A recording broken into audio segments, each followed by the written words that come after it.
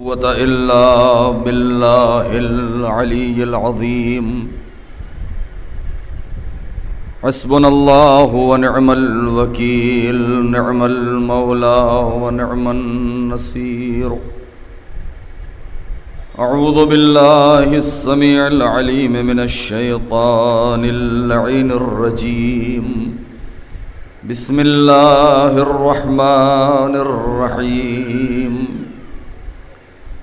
الحمد لله الذي لم يتخذ صاحبة ولا ولدا ولم يكن له شريك في الملك ولم يكن له ولي من الذل وكبره تكبيرا.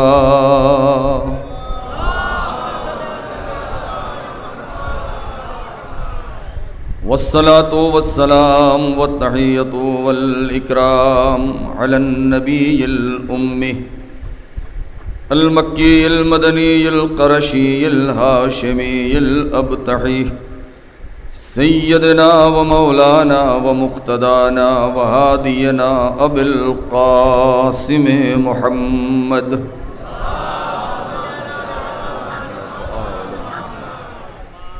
وعلى أهل بيته الطيبين الطاهرين المعصومين المظلومين الذين أذهب الله عنهم الرجس وطهرهم تطهيرا.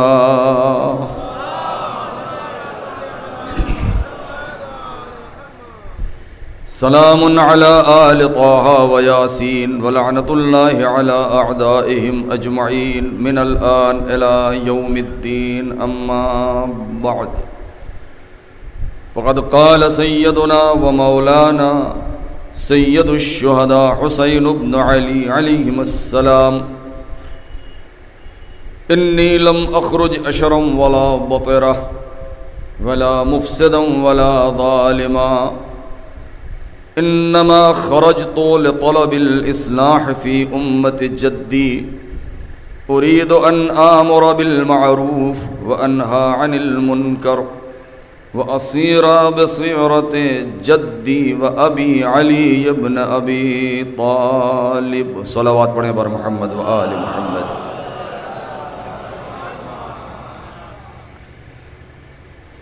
عزیزان محترم،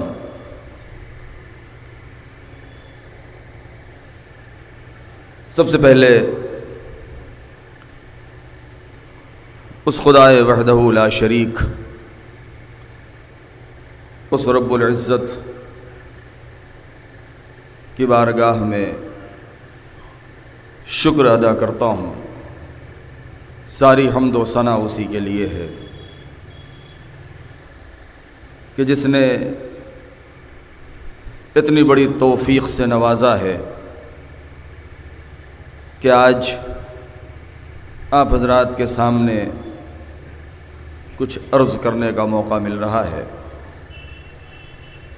اور اسی کے ساتھ ساتھ جملہ خادمین اعزا،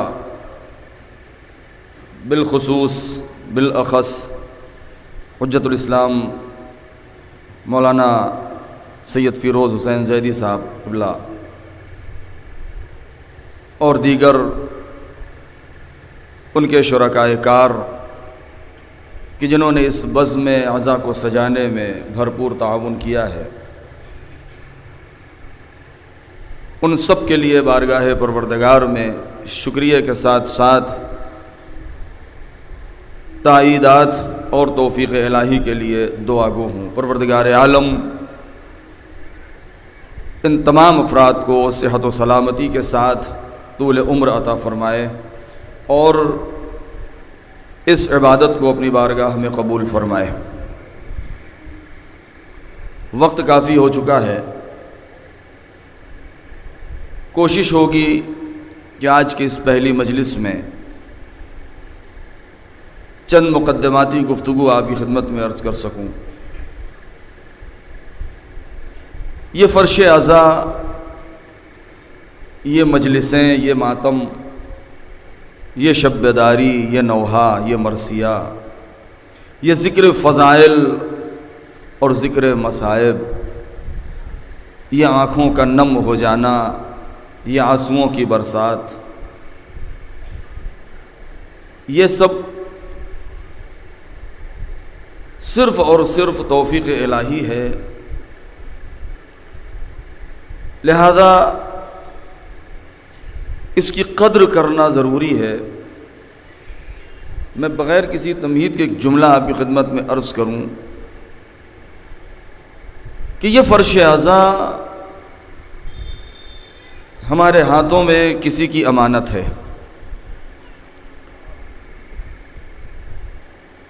یہ علم، یہ تابوت، یہ تبرکات کسی نے ہمیں اور آپ کو امین سمجھا ہے، اس لیے ہمارے حوالے کیا ہے۔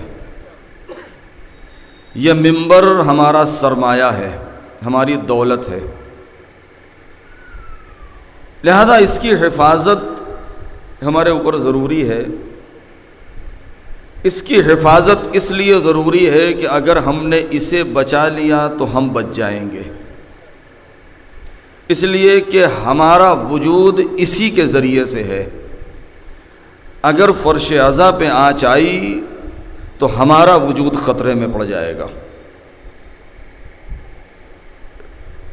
لہذا ہمیں پوری کوشش کرنی چاہیے اس بات کی کہ یہ سینہ بسینہ، یہ سرمایہ جو آج ہم تک پہنچا ہے، ہم امانت داری کا ثبوت دیتے ہوئے اسے بغیر کسی کمی زیادتی کے اور ترقی کے ساتھ آئندہ نسلوں تک پہنچائیں۔ بس یہ ایک میسج ہے، اپنے بچوں اور جوانوں کے لیے ایک نصیحت ہے۔ سرکار سید الشہداء کا یہ جملہ، یہ روایت، یہ وصیت نامہ جو میں نے آپ کے سامنے پڑھا ہے، حسین ابن علی جب مدینے سے نکل رہے تھے تو اس وقت اپنے بھائی جناب محمد حنفیہ کہ جنہوں نے آقا و مولا سے یہ عرض کیا تھا کہ میرے آقا، میرے مولا، آپ عراق نہ جائیے، تو اس وقت سرکار سید الشہداء نے انہیں ایک وصیت نامہ لکھ کر کے دیا تھا، کیونکہ تاریخ میں جو موجود ہے وہ یہ ہے کہ آپ نے تحریر کیا اور وہ وصیت نامہ دیا تھا، اور اس کو آپ نے اس انداز سے تحریر کیا۔ میں اس سے پہلے ایک مقام پر مجلس میں یہ بات عرض کر چکا ہوں کہ جب حسین ابن علی مدینے سے نکل رہے تھے تو تقریباً 20 لوگ آئے تھے امام کے پاس، اور جنہوں نے امام کو یہ مشورہ دیا تھا کہ آپ نہ جائیے، تو ہر ایک کو امام نے الگ الگ جواب مرحمت فرمائے تھے، دیے تھے۔ جیسے جناب ام سلمہ، جناب عبداللہ ابن عباس یا دیگر اور بھی بہت سارے مدینہ کے افراد، اپنے اور غیر رشتہ دار اور غیر رشتہ دار، انہی میں سے جناب محمد حنفیہ تھے۔ تو جب انہوں نے یہ عرض کیا کہ میرے بھائی، میرے مولا، میرے آقا، آپ عراق نہ جائیے، تو اس وقت امام نے جو تحریر کر کے دیا، میں وہ آپ کے سامنے اس کی تلاوت کروں تاکہ بات آسان ہو جائے اور آئندہ زحمت نہ اٹھانا پڑے۔ تو آپ نے تحریر کیا، بسم اللہ الرحمن الرحیم، ھذا ما اوصى به الحسین بن علی الی اخیہ محمد بن الحنفیہ، یشہد ان لا الہ الا اللہ وحدہ لا شریک لہ وَأَنَّ مُحَمَّدًا عَبْدُهُ وَرَسُولُهُ جَاءَ بِالْحَقِّ مِنْ عِنْدِ الْحَقِّ۔ امام نے کیا لکھا؟ آپ نے یہ تحریر فرمایا کہ یہ وہ وصیت نامہ ہے، یہ وہ وصیت ہے کہ جو حسین ابن علی اپنے بھائی محمد حنفیہ کو لکھ کر کے دے رہے ہیں، ان کی طرف وصیت کر رہے ہیں کہ حسین اس بات کی گواہی دیتے ہیں کہ یشہد اللہ الہ الا اللہ، کہ خدا وحدہ لا شریک، ایک ہے، اکیلا ہے، اس کا کوئی شریک نہیں ہے، محمد اس کے بندے ہیں اور اس کے رسول ہیں، کہ جو حق کے ساتھ آئے ہیں، حق کی جانب سے آئے ہیں، جاء بالحق من عند الحق۔ پھر اس کے بعد آپ فرماتے ہیں کہ ان اللہ یبعث من فی القبور وان الجنۃ والنار حق، جنت اور جہنم حق ہے، وان الساعۃ آتیۃ لا ریب فیہا، قیامت آنے والی ہے، اس میں کوئی شک نہیں ہے، وان اللہ یبعث من فی القبور، اور پروردگار عالم ہر انسان کو اس کی قبر سے اٹھانے والا ہے اور نکالنے والا ہے قیامت میں۔ پھر اس کے بعد آپ فرماتے ہیں کہ انی لم اخرج اشرا ولا بطرا ولا مفسدا ولا ظالما، کہ میں جو کربلا کی جانب یا عراق کی جانب یا مدینے سے جو میں سفر کر رہا ہوں تو میں اس لیے نہیں نکل رہا ہوں، انی لم اخرج اشرا ولا بطرا، شر پھیلانے کے لیے، ظلم کرنے کے لیے، فتنہ برپا کرنے کے لیے، فساد کرنے کے لیے نہیں نکل رہا ہوں، انما خرجت لطلب الاصلاح فی امت جدی، میں اس لیے نکل رہا ہوں تاکہ اپنے جد کی امت کو سدھار سکوں، ان کی اصلاح کر سکوں۔ طلب الاصلاح فی امت جدی، اپنے نانا کی امت میں اصلاح کروں، ان امت کو سدھاروں۔ ارید ان آمر بالمعروف،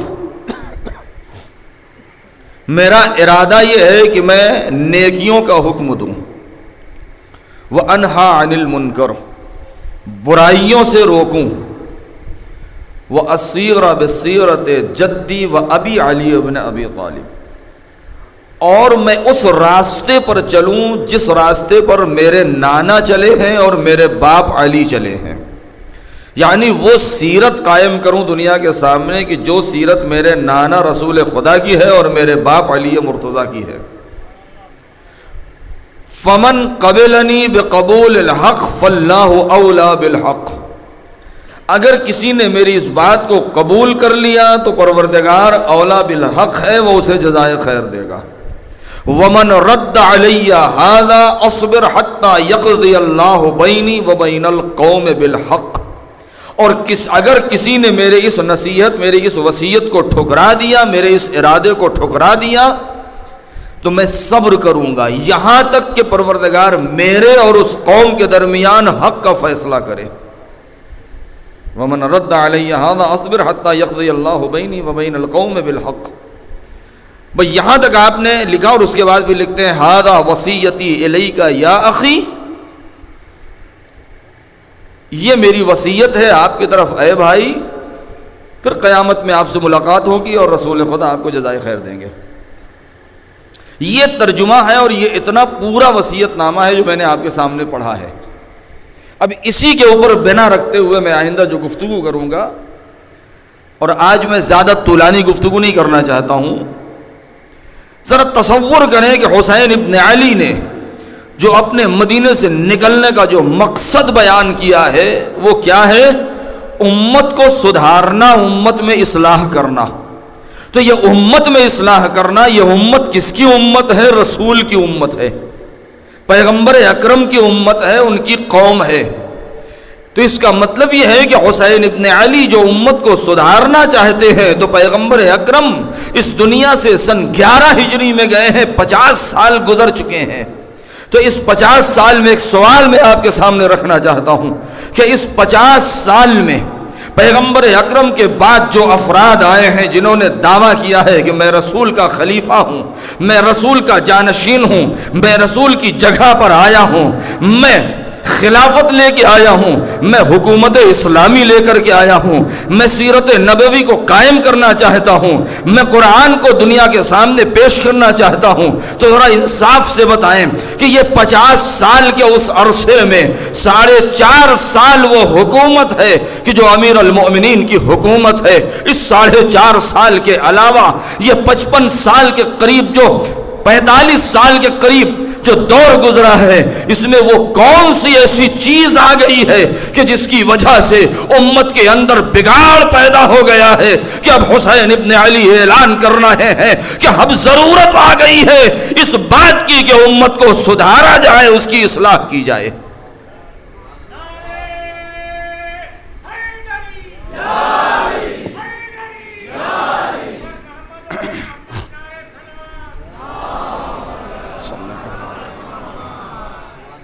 لہذا اس بات کو ہمیں اور آپ کو سمجھنا ہے. آج یہی وہ چیزیں ہیں کہ جو بیان کرنے کی ضرورت ہے تاکہ ہمارے قوم کے بچے، ہمارے قوم کے جوان اور نوجوان اس بات سے آگاہ ہوں. جب تک اس چیز کو نہیں سمجھیں گے اور نہیں جانیں گے تب تک وہ مجلس کی حقیقت کو نہیں سمجھ پائیں گے، تب تک وہ واقعہ کربلا کی حقیقت تک نہیں پہنچ پائیں گے. جب تک واقعہ کربلا کی حقیقت نہیں سمجھیں گے تب تک ہمارے مجلسوں میں وہ اثر پیدا نہیں ہوگا، ہمارے نوحے، ہمارے ماتم میں وہ اثر پیدا نہیں ہوگا. ہم حسین کو کے غم کو اور ان کی شہادت کو، ان کی ماں کو حسین کی شہادت کا پرسہ دے رہے ہیں تو صرف اپنے آنسوؤں کے ذریعے سے نہیں، بلکہ ہمیں سمجھنا بھی ہے کہ یہ کربلا کیوں ہوئی، حسین نے اتنی بڑی قربانی کیوں دی ہے، حسین نے بھرا گھر کیوں لٹا دیا ہے، امت میں کیا بگاڑ آ گیا تھا، امت کے اندر کس چیز کی خرابی پیدا ہو گئی تھی کہ جو حسین کو امت کے اصلاح کی ضرورت پڑی ہے. ذرا تصور کریں کہ سن 11 سے لے کر کے سن 50 ہجری تک اگر یزید کے دور پر نظر کریں تو یزید جس وقت خلافت اسلامی کے اپنے قبضے میں لیا ہے اور اس نے اس کے اوپر قدم رکھا ہے سن 60 ہجری میں رجب کے مہینے میں جب حاکم شام دنیا سے گیا ہے اور ایک مرتبہ یزید اسی شام میں تخت خلافت پر بیٹھتا ہے تو بیٹھنے کے بعد اس نے سب سے پہلے جس چیز کا انکار کیا ہے وہ یہ کہ نہ کوئی دین آیا، نہ کوئی شریعت آئی، نہ کوئی اسلام ہے، نہ کوئی قرآن ہے. اب ذرا تصور کریں کہ یزید تخت خلافت پر بیٹھ رہا ہے، اس خلافت کا ٹائٹل اور اس کا عنوان حکومت اسلامی ہے. اسی خلافت اسلامی پر بیٹھ کر کے وہ اسی اسلام کا انکار کر رہا ہے، اسی شریعت کا انکار کر رہا ہے، اسی دین کا انکار کر رہا ہے. ذرا سوچیں کہ اتنی بھری بھری کائنات کے اندر مکے میں، مدینے میں، کوفے میں، شام میں، یمن میں، بصرہ میں اتنی بڑی ملت اور اتنی بڑی امت پائی جاتی تھی. سب نے اس بات کو سنا مگر کسی کو اس بات کی توجہ نہ ہوئی یا کسی کو اس بات کی فکر نہ ہوئی کہ جو یزید کو ٹوکتا یہ صرف اور صرف حسین کا جگر تھا کہ جنہوں نے اس بات کا اعلان کیا او یزید یہ تو کیا کر رہا ہے، جس حکومت اسلامی پر بیٹھا ہے اسی اسلام کا انکار کر رہا ہے. کوئی تو آگے بڑھتا حسین کی جگہ جو یہ کہتا او احمق تو کیا کر رہا ہے، جس شاخ پر بیٹھا ہے اسی شاخ کو کاٹ رہا ہے. حسین ابن علی نے آواز بلند کر کے میدان کربلا میں اپنا بھرا گھر لٹا کے شجر اسلام کو سینچ کر کے اپنے خون سے قیامت تک کے لیے اسلام کے بدن میں ایسی روح پھونک دی ہے کہ اب قیامت تک کوئی بھی یزید اسلام کو مٹا نہیں سکتا.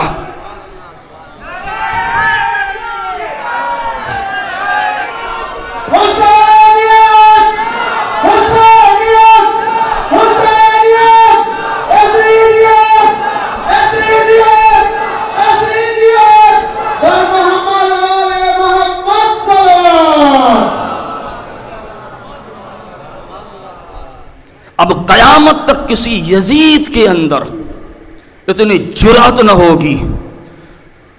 نہیں، جرأت کرنے والے جرأت کریں گے، ہمت کرنے والے ہمت کریں گے، آگے بڑھنے والے آگے بڑھیں گے، مگر یہ کسی کی محنت کامیاب نہ ہوگی. میں بات کی طرف اشارہ کرنا چاہتا ہوں، ہمارے جوان سمجھیں اس چیز کو.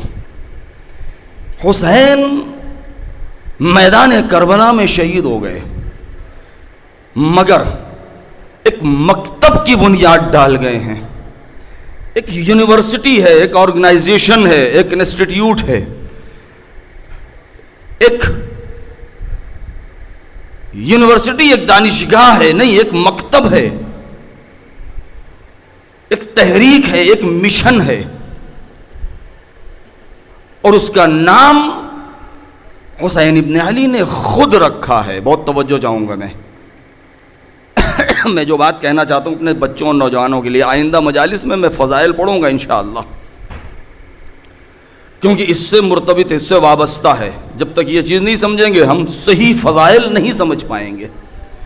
ابھی ہم فضائل پڑھیں آپ کے سامنے، آپ نعرے لگائیں گے، لیکن میں چاہتا ہوں کہ جب وہ فضائل آپ سنیں تو سمجھیں کہ پھر وہ کیسے فضائل ہیں.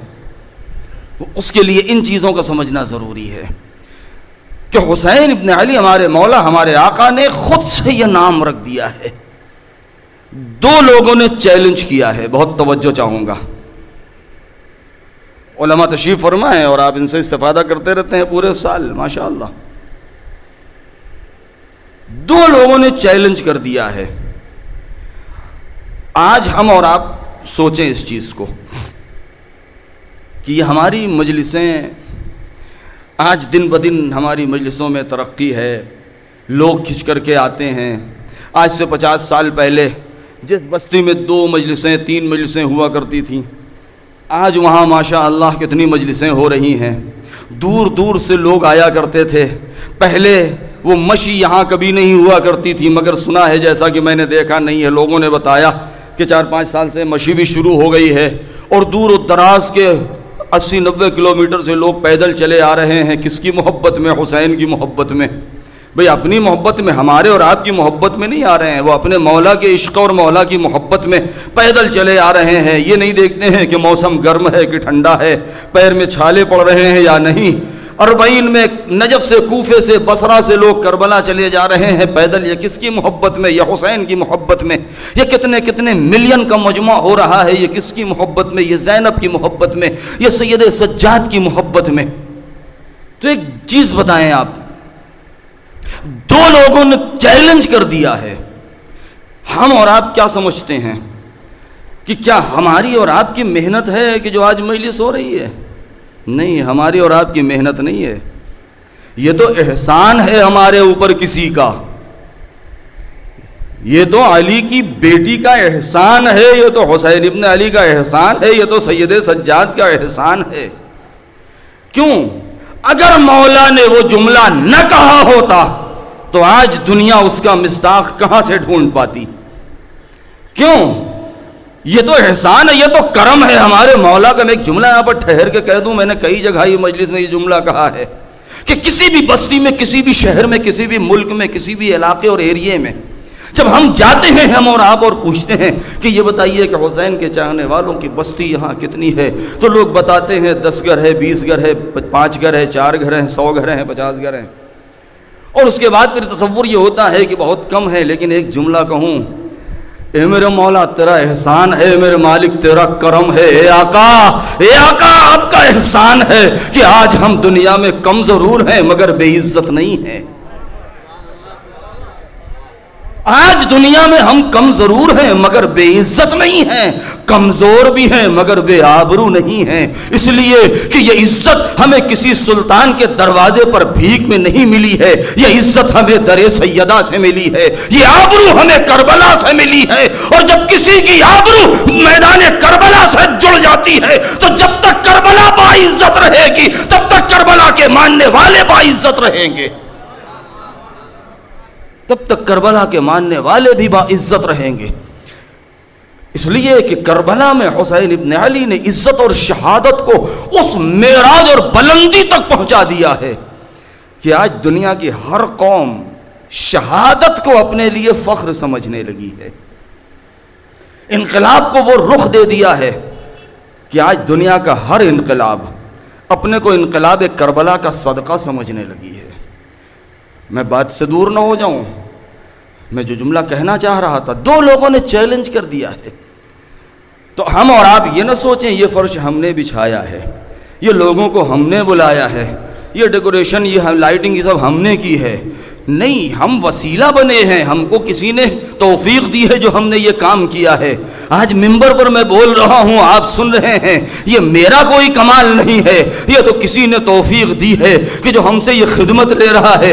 ہم تو اس کے ممنون کرم ہیں، ہم تو اس کے احسان مند ہیں، ہم تو اس کے شکر گزار ہیں. کیوں؟ اس لیے کہ حسین ابن علی نے سن 60 ہجری میں رجب کے مہینے میں اس بات کا اعلان کر دیا تھا کہ جب 28 رجب شب 28 میں کہ جب دربار ولید میں حسین ابن علی کو بلایا گیا ہے اور حسین دربار میں پہنچے ہیں اور سوال بیعت ہوا ہے تو امام نے اس کہہ کے انکار کیا ہے، ایک دم سے انکار بھی نہیں کیا ہے، یہ کہہ کے انکار کیا تھا کہ یہ رات کا اندھیرا ہے، یہاں رات کی تاریکی میں بند کمرے میں اتنا بڑا فیصلہ نہیں ہوتا ہے، بلکہ کل دن کے اجالے میں مجھے بھی بلایا جائے، عمائد سلطنت کو بھی بلایا جائے، اصحاب نبی کو بھی بلایا جائے، مسجد میں پورا مدینہ اکٹھا ہو، پھر وہاں دیکھا جائے گا کہ اینا حق بالخلافہ، کہ خلافت کا زیادہ حقدار کون ہے، آیا میں خلافت کا حقدار ہوں وہ یا یزید خلافت کا حقدار ہے؟ یہ کہہ کے آپ نے انکار کیا، مروان نے ٹوکا، امام غضبناک ہوئے، دربار سے نکل گئے، سوچئے دربار سے نکل گئے، دوسرا دن آیا، یہ دو لوگوں نے جو چیلنج کر دیا ہے، ضمانت لے لی ہے، گارنٹی لے لی ہے، یہ کوئی عام انسان نے گارنٹی نہیں لی ہے، ایسی ذات نے لے لی ہے کہ اب ہمیں اپنے فکر کی ضرورت نہیں ہے، اب ہمیں فکر کرنے کی ضرورت نہیں ہے، ہم بھی بچے رہیں گے، ہماری فرش عزا بھی بچی رہے گی، مولا کی مجلس بھی بچی رہے گی، ان کا ذکر بھی بچا رہے گا، اور قیامت کا صرف بچا ہی نہیں رہے گا، بڑھتا رہے گا، دن بدن ترقی ہوتی رہے گی۔ تو جب 28 رجب کی صبح ہوئی ہے اور مولا نکلے ہیں گھر سے اور ایک مرتبہ جا رہے ہیں، تو وہی مروان کی جس نے دربار میں ٹوکا تھا ملاقات ہوئی، تو اس نے ایک مرتبہ سرکار سے فرمایا کہ آپ کل رات میں ناراض ہو گئے، میرا یہ مطلب نہیں تھا، میں اصل میں کہنا یہ چاہتا تھا کہ اگر آپ بیعت کر لیں، بہت توجہ، اگر آپ بیعت کر لیتے تو یہ فتنہ نہ ہو، آپ کی جان بچ جائے گی، مسلمانوں میں قتل و غارت گری نہیں ہوگی اور یزید کا فتنہ دب جائے گا وغیرہ وغیرہ، یہ ساری چیزیں جو اس نے کہی۔ تو امام نے کہا کہ اب تو نے ٹوک دیا ہے تو سن، میں اپنی آخری بات کہنا چاہتا ہوں۔ حسین ابن علی نے اپنا وہ تاریخی جملہ جو دہرایا ہے، جو آج بھی حسین کی وہ آواز گنبد تاریخ میں گونج رہی ہے اور جو تاریخ کی کتابوں میں ثبت ہے کہ جو دستاویز کربلا کا مقدمہ بن گئی ہے، اور امام نے فرمایا سن اے مروان، یزید شارب خمر ہے، یزید شرابی ہے، یزید جواری ہے، یزید قاتل نفس محرمہ ہے، یزید زانی ہے، یزید کتوں سے کھیلنے والا ہے، وہ کار حرام کرنے والا ہے، وہ فاسق ہے، وہ فاجر ہے۔ پھر آپ نے فرمایا مثلی لا یبایع مثلا، مجھ جیسا اس جیسے کی بیعت کرنے والا نہیں ہے، ہرگز مجھ جیسا اس جیسے کی بیعت نہیں کرے گا۔ اس کا مطلب یہ ہے کہ حسین نے اسی دن اس مکتب کی بنیاد رکھ دی ہے کہ میں حسین اکیلا نہیں ہوں، قیامت تک ہر دور میں حسینیت چلتی رہے گی، جب جب حسینیت چلتی رہے گی ساتھ میں یزیدیت یہ اٹھتی رہے گی، مگر کبھی بھی حسینیت کبھی یزیدیت کے ہاتھ پر بیعت نہیں کر سکتی۔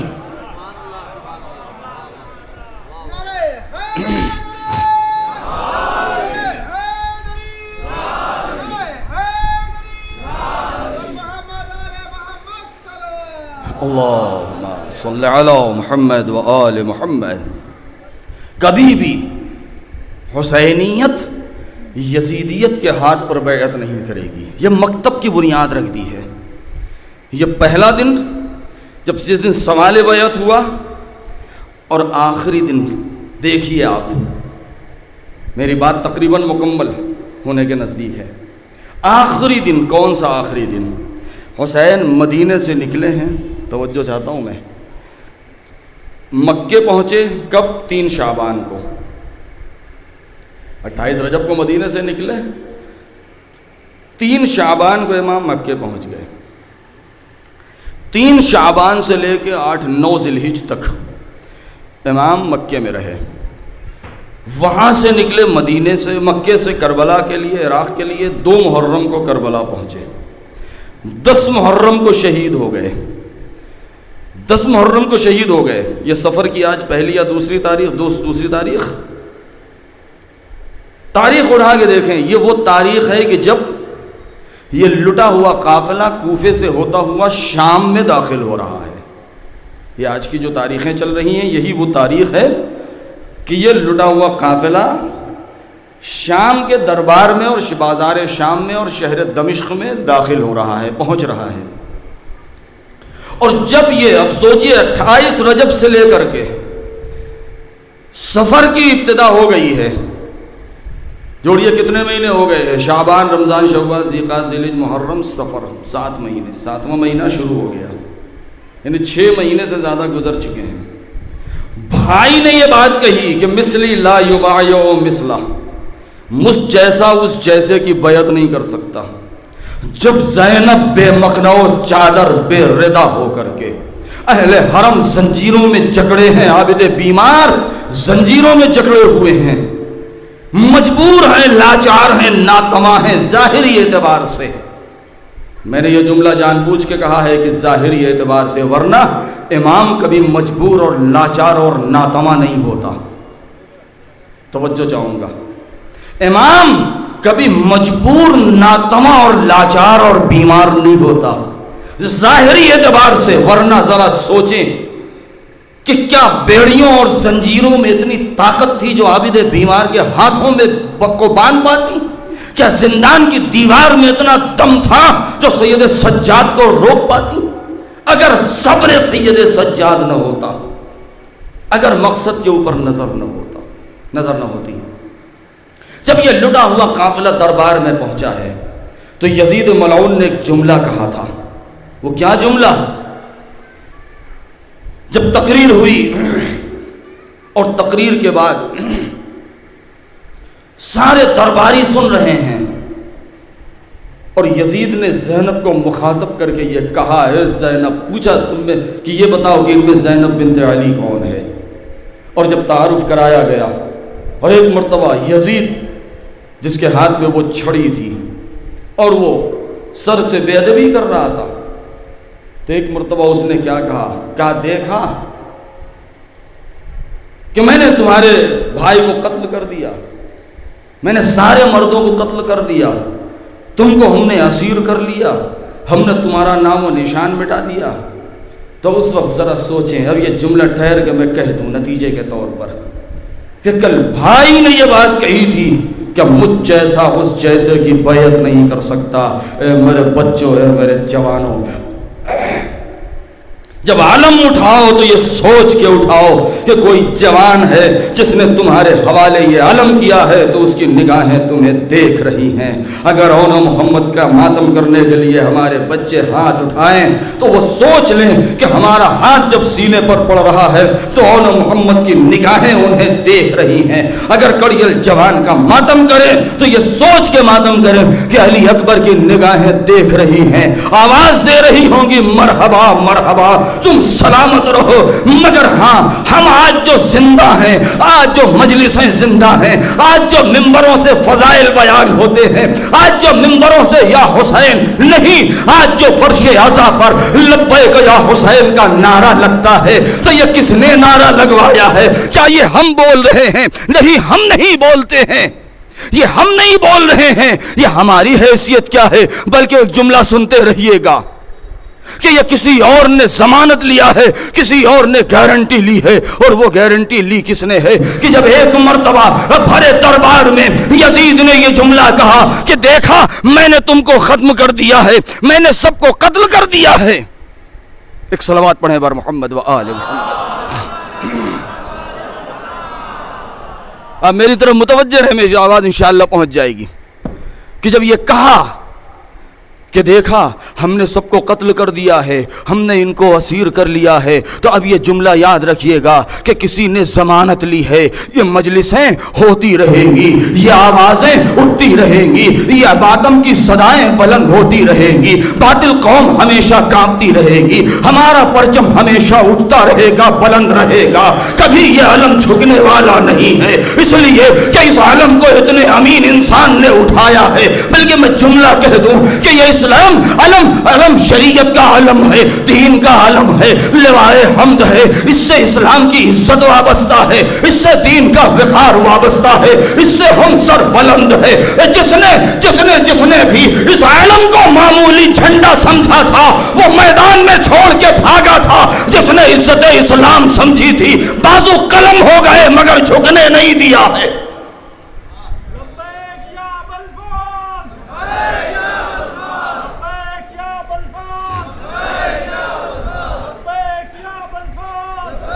یا ابا الفضل۔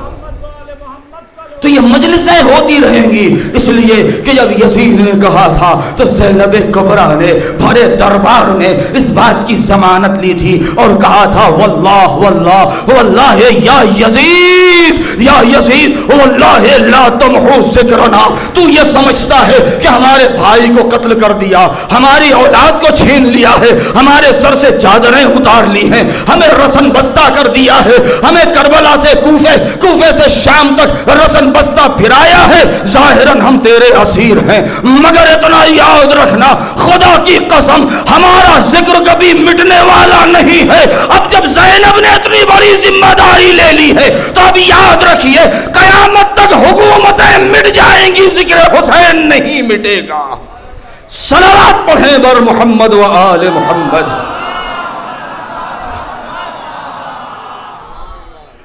ہم اس چیز کو سوچیں کہ علی کی شیر دل بیٹی نے بھرے دربار ضمانت لے لی ہے، خدا کی قسم کھا لی ہے، اے یزید ہمارا ذکر مٹنے والا نہیں ہے، تو پھر اب نہیں مٹے گا۔ بس اب جو میں آئندہ گفتگو کروں گا انشاءاللہ تو وہ وہی جو بات جملہ میں نے جہاں سے چھوڑا ہے کہ وہ کیا ضرورت پڑی ہے امت کو سدھارنے کی، امت میں اصلاح کرنے کی۔ اور حسین ابن علی نے یہ کیوں کہا کہ ہم اپنے نانا اور اپنے باپ کی سیرت کو قائم کریں گے، کسی اور سیرت کا اور کیریکٹر کا نام کیوں نہیں لیا ہے، کردار کا نام کیوں نہیں لیا؟ عزادارو، رات کے اس پہر فرش عزا پر آپ بیٹھے ہیں، گرمی بھی ہو رہی ہے، مگر ایک جذبہ ہے، ایک جذبہ ولا ہے، ایک محبت ہے، ایک عشق ہے، ایک الفت ہے حسین سے، کہ جو فرش پر بیٹھے ہیں کس امید میں۔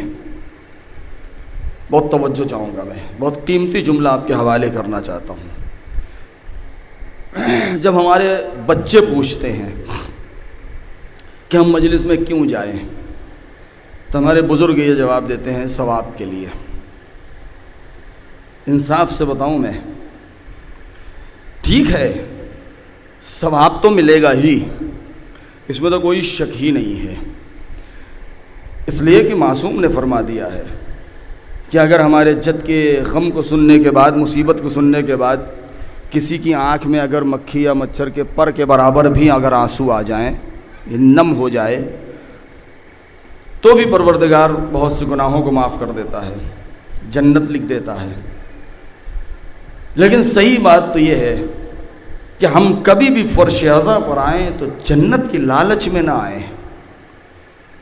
ہم جنت کے لیے نہیں آئیں گے، ہم ثواب کے لیے نہیں آتے، ہم اس لیے آتے ہیں اے میرے مولا آپ میرے آقا ہیں، آپ ہمارے مولا ہیں، ہمیں آپ سے محبت ہے، ہم اس لیے آ رہے ہیں۔ کبھی بھی یہ سوچ کے نہ آئیے گا چلو مجلس میں ثواب مل جائے گا، ثواب تو ہمیں مجلس میں نہیں آتے تب بھی مل جائے گا۔ ہم اتنے گھر سے چلے، جب یہاں پہنچے پتہ چلا مجلس ختم ہو گئی تو ہمیں تو پورا ثواب دے دیا گیا، کیوں؟ اس لیے کہ ہم اس نیت سے چلے تھے تو ہمیں ثواب تو مل گیا، جنت میں ہمارے درجات بلند ہو گئے۔ لیکن ہم ثواب کے لیے نہیں آتے ہیں، ہم جنت کے لیے نہیں آتے ہیں۔ کیوں؟ ٹھہر جاؤں، آپ سوچ لیں ہمارے بچے، میں کیوں کہہ رہا ہوں، بس مصائب سے قریب آ رہا ہوں میں۔ واقعہ آپ ذرا سوچیں، شب عاشور امام نے اپنے اصحاب، اپنے ساتھیوں کو آزما لیا، ان کا ٹیسٹ لیا، ان کا امتحان لیا۔ کیسا امتحان لیا؟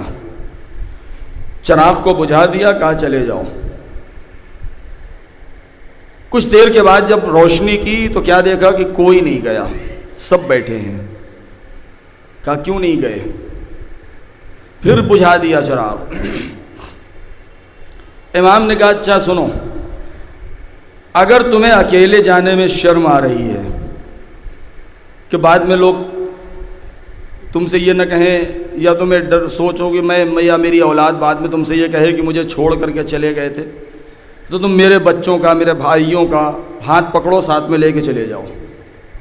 چراغ جلایا، دیکھا پھر سب بیٹھے ہوئے ہیں، پھر چراغ بجھا دیا، پھر امام نے اعلان کیا کہ اچھا میں سمجھ رہا ہوں، تم یہ سوچتے ہو کہ مجھے چھوڑ کے چلے جاؤ گے تو جنت سے محروم ہو جاؤ گے، لاؤ میں تمہیں لکھ کر کے دے دوں تمہاری جنت کا پروانہ، تاکہ تمہیں یقین ہو جائے کہ میں سید شباب اہل جنت، میں جنت کا سردار تمہارے جنت کی گارنٹی لیتا ہوں، آؤ میں تمہیں دکھا دوں یہیں سے کہ تمہاری جنت کہاں ہے اور کیسی ہے۔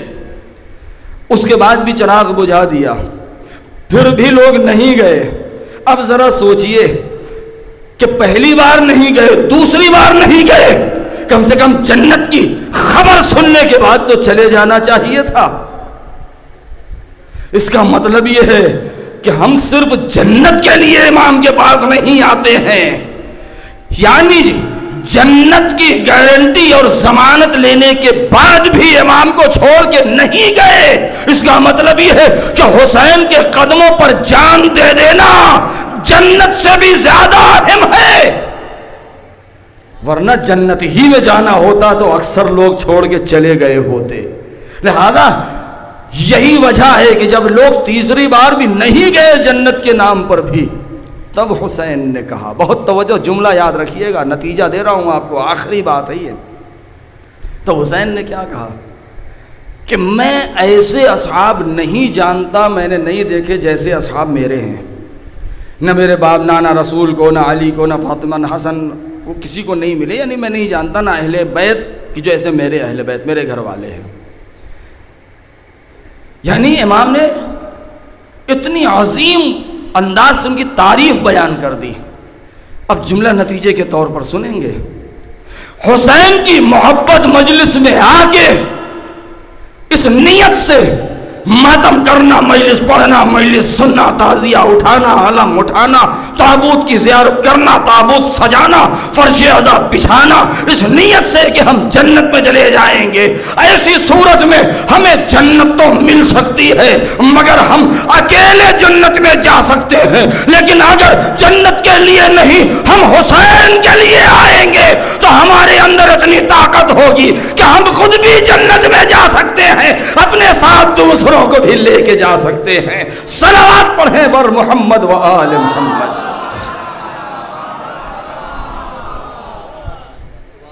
بس عزادارو، آپ رات کے اس وقت فرش عزا پہ بیٹھے ہیں، کتنے سکون سے، گرمی ہے، پنکھے چل رہے ہیں، ذکر ہو رہا ہے۔ ذرا تصور کریں کہ زینب نے اپنے بھائی کا ماتم کیسے کیا۔ زینب تو وہ ہے جن کو رونے نہیں دیا گیا، اہل حرم تو وہ ہیں کہ جن کے رونے پر پابندی تھی۔ جو لوگ 40 میں جا چکے ہیں اس سے پہلے، مجھے نہیں معلوم کون کون، 2-3 لوگوں کو میں جانتا ہوں کہ جو گئے ہیں، جو علماء یہاں تشریف فرما ہیں، یہ لوگ گئے ہیں، اور آپ میں سے بھی بہت سے لوگ گئے ہوں گے زیارت کرنے کربلا۔ پروردگار ان سب کی زیارتوں کو قبول فرمائے، اور جو نہیں جا سکے ہیں پروردگار جلد سے جلد کربلا کی زیارت نصیب فرمائے۔ آپ ذرا سوچیں کہ جب جائیں وہاں زیارت کے لیے 40 پر، کربلا نجف سے یا کوفے سے کربلا کی طرف، جو تقریباً 80 سے کچھ زیادہ 2-4 کلومیٹر ادھر ادھر، 80-85 کلومیٹر جو ہے، یا نجف سے 100 کلومیٹر، جب انسان جاتا ہے تو 3 دن لگتے ہیں کم سے کم، اور اس 3 دن میں جب انسان کربلا پہنچتا ہے تو اس کی حالت ایسی ہوتی ہے کہ اس سے اٹھا نہیں جاتا، اس کے پیر میں اتنی طاقت نہیں رہتی، وہ بہت ہی تھک چکا ہوتا ہے، پیر میں درد ہوتا ہے۔ کوئی کہے کہ بھائی آئیے فلاں جگہ چلیں گھومنے کے لیے، کہے رہے نہیں، صرف اس کے بس یہ ہوتا ہے ہم حرم تک جائیں گے، روضے پہ جائیں گے زیارت کرنے کے لیے۔ کب؟ جب 3 دن انسان چلتا ہے۔ کیسے چلتا ہے؟ جو لوگ گئے ہیں وہ جانتے ہیں، جو نہیں گئے ہیں آج کل سوشل میڈیا پر، یوٹیوب پر یا دیگر اس پر تصاویر اور ویڈیوز دیکھی ہوں گی کہ راستے میں لوگ کھڑے رہتے ہیں، پانی ہاتھ میں ہے، اے مولا کے چاہنے والوں، اے حسین کے ظاہر، پانی پی لو، مولا تمہیں سلامت رکھے۔ اہلاً و سہلاً و مرحباً، خوش آمدید، ویلکم، موسٹ ویلکم، آئیے پانی پیتے جائیے۔ تم کو سکینہ کا واسطہ ہمارے ہاتھ سے پانی پی لو، تمہیں زینب کا واسطہ ہمارے یہاں کھانا کھا لو، ہماری خدمت کو قبول کر لو۔ راستے پورے راستے ہیں جو خدمت کرنے کے لیے لوگ کھڑے ہیں۔ کوئی انسان اپنے گھر لے جانا چاہتا ہے، کوئی وہیں راستے میں کھانا کھلانا چاہتا ہے، بچے دودھ بھی پلانے کے لیے کھڑے ہیں، شربت بھی پیش کیا جا رہا ہے تاکہ زائر کو پیاس کا احساس نہ ہونے پائے، کسی کو تھکن کا احساس نہ ہونے پائے۔ راستے میں موکب اور خیمے بھی لگے ہیں تاکہ اگر کوئی تھک جائے تو وہاں اس کے آرام کا پورا انتظام ہے، وہ آرام اور استراحت کر لے۔ مگر ذرا سوچیں کہ جب اس قافلے میں، جب اس 40 میں آپ چلیں تو منظر ایسا ہوتا ہے کہ ہم کھاتے پیتے رہتے ہیں، ہمیں پیاس نہیں لگتی مگر آنکھوں سے آنسو بہتے رہتے ہیں، اس لیے کہ ہم چلتے ہیں اس وقت مگر ہماری نگاہیں اور ہمارا ذہن سن 61 کے کربلا اور کوفے کے بیچ میں ہوتا ہے۔ آئے یہ آج 1400 سال کے بعد یہ حسین کے چاہنے والے عراق کے بچے اور جوان اور بوڑھے ایسی مہمان نوازی کر رہے ہیں، مگر ہاں ایک مہمان سن 61 ہجری میں کربلا میں بھی تھا۔ کیسی مہمان نوازی کی گئی آپ جانتے ہیں کہ 3 دن چلتے ہیں، کھاتے پیتے رہتے ہیں مگر تھک جاتے ہیں۔ تاریخ یہ کہتی ہے کہ جب حسین شہید کر دیے گئے اور شام غریبہ گزر گئی تو ذرا سوچیں کہ 11 محرم کی صبح ایسی المناک صبح تھی کہ جہاں چاروں طرف نگاہوں کے سامنے وارثوں کی میتیں پڑی ہیں، کہیں حبیب کا لاشا ہے، کہیں بریر حمدانی کی میت ہے، کہیں زہیر ہے، کہیں مسلم ابن عقو سجا ہے، ہائے کہیں اکبر کی میت کڑی الجوان سینے پر برچھی کھائے اس کی میت پڑی ہے، کہیں قاسم کا پامال لاشا ہے، کہیں نشیب میں اور حسین ابن علی کی میت ہے جو پامال ہو چکی ہے، اور کہیں فرات کے کنارے ابو الفضل العباس کی میت ہے کہ جس کو ظالموں نے ٹکڑوں میں تبدیل کر دیا ہے۔ آئے اہل حرم پر کیا بیت رہی ہوگی۔ اور ایک مرتبہ 11 محرم کو یہ قافلہ چلا ہے اور 12 محرم کی صبح نہیں ہوئی، اتنی تیزی میں اس قافلے کو چلایا کہ کوفے پہنچا دیا۔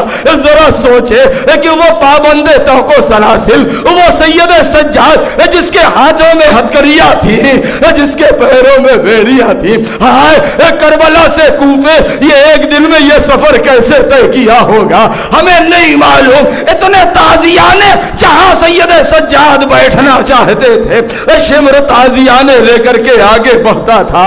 یہی تو وجہ ہے کہ جب دم شہادت سید الساجدین کو غسل دیا جا رہا تھا اور کرتا ہٹایا گیا اور چاہنے والوں کی نظر پڑی، تڑپ کے رونے لگے۔ امام باقر سے پوچھا مولا یہ آپ کے بابا کے بدن پر اتنے نشانات کیسے ہیں؟ تو امام رونے لگے۔ ارے نہ پوچھو، کربلا سے کوفے، کوفے سے شام تک اتنے تازیانے مارے گئے، میرے بابا کی پشت زخمی تھی۔ اجرکم علی اللہ۔ ہائے وہ کوفے کا منظر، یہ قافلہ رات کے اندھیرے میں دروازے کوفہ پہ پہنچا۔